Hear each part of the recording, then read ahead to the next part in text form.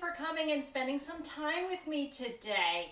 So in honor of the Olympics, I thought I would show you guys how to set up an obstacle course and do some tricks with your dogs at home. So that's what I have all this furniture behind me.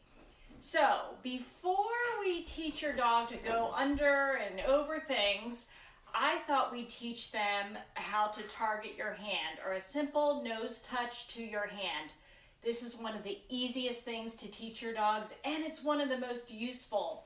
So let me get my helper here. Her name is Arrow. Come here, buddy. She is from a dog shelter as well. So I'm going to present my hand, and when I feel her nose on my hand, I'm going to feed her. So I've got treats in my left hand, and I'm going to get her to bop her nose on my hand, on my right hand. So when we teach dogs, we actually don't use words first because they don't understand words. We have to get the behavior just so before we give it a name. So now she knows this. I'm going to say touch. She bops it. I feed. Touch. I want a good touch. She's kind of giving me a little bit of a lazy touch. Touch. Good. So I'm going to show you how to use touch with the obstacle course. So I'm going to use things that everybody has at home. I've got a couple of chairs here. I have the backs facing each other. And then I'm going to put a blanket over top to make a tunnel. Depending on the size of your dog, you could maybe use a coffee table, or you might have to go even higher if you have a big dog. So here's how to make a tunnel with your dog. So I'm going to get Arrow to come over here. Okay, wait. I'm going to get her to wait for me. Then I'm going to say touch, and she comes through and she bops her nose on my hand, and I feed her. Touch. It's a nice little force-free way, whoops, touch, to get her to go from point A to point B. So that's how you would use touch through a tunnel. Now I'm going to show you how to make a ladder at home for your dog. This is really good for physical and mental enrichment.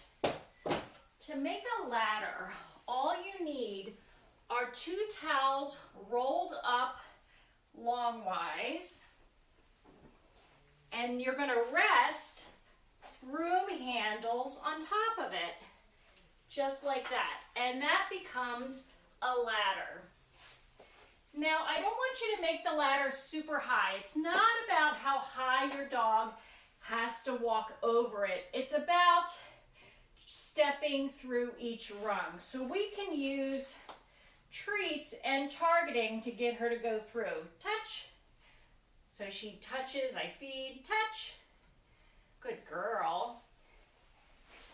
Scoot around here, touch. And she gets to the end. So it's about putting your foot in each rung. Good job. There you go, buddy. So once again, coming forward. You want them to walk through fairly slowly. And again, it's not about jumping over super high. We don't want them to injure themselves. It's about just stepping through each rung. You could also crisscross everything and have them go in a circle around each space. So she's walking in a circle around here. And you can lure, or you can use touch. Touch. Good. So that's how you would get them to either go through the rungs on a ladder, or kind of make a little circle through each space on the broom handles. So those are a couple of different obstacle courses, super easy to make with stuff that you already have around your house. Now I want to show you how to do a trick using that touch, how to get your dog to weave in and out of your legs. So I'm going to start with her on my side, and I'm going to put my foot forward and put my target hand down between my legs. Touch. So she touches and I feed. I take another step, touch. She went around the front, so we just start again. No big deal. Touch, and I feed, reload, touch, feed, touch. So you can get your dog to weave in and out of your legs that way. Another fun trick that's super easy to teach is spin. So I have some cheese here. I take some cheese, I put it on her nose, I lure her around in a circle, and when she's back at the starting place, I feed her. So again, sideways, this would look like. And your dog may have a preference as to which side they want to naturally go to. If they don't want to turn counterclockwise, try clockwise. Each dog typically has a preference, and you start with that preference. So once your dog is following that cheese around, then you can pretend that you have the cheese, but you really don't. The cheese is in your pocket, and you make the same hand movement. So now I just make the same hand movement, then I reach for the treat. Then I reach for the treat. So again, same hand movement. Now that she's doing it without the food in my hand, I can tell her what I want to call this behavior. And I'm going to call it spin. So then I say spin. And then feed her when she's back at the start.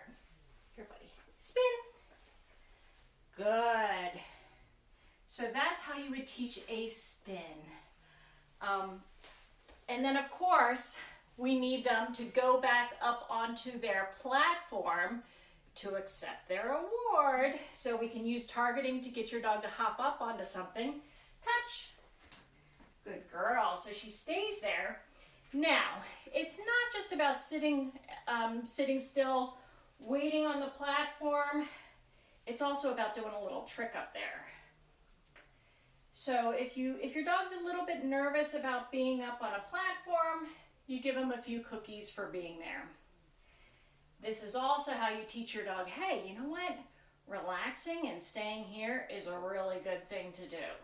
So now that she's comfortable up there, I'm going to teach her how to sit up and beg. So I take some cheese right on her nose and I lift it up. When she lifts her front paws off, that's when I feed her. So again, lift her up like this, then I feed her. Good job.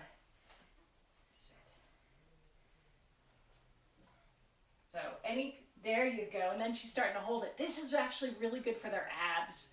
So now I'm going to try it without the food in my hand.